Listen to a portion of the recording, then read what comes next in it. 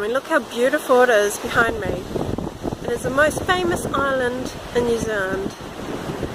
But the beach is such a beautiful place to be in nature. It does so much for the soul and the mind and body.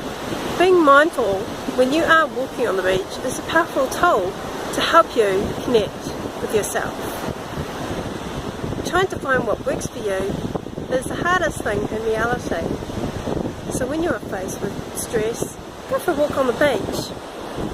Flowers on the beach you can collect and put them in a vase. Being mindful, being aware of what's around you. I mean, there's so simple things that you can find on the beach. Driftwood, all sorts, all these shells, endless shells. Children love going to the beach and collecting these type of things. Enjoying that inner child experience on the beach. There's plenty on the beach. Island. The Kapiti Island near the beach.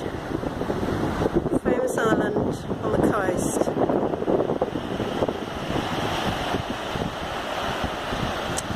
Enjoy the nature.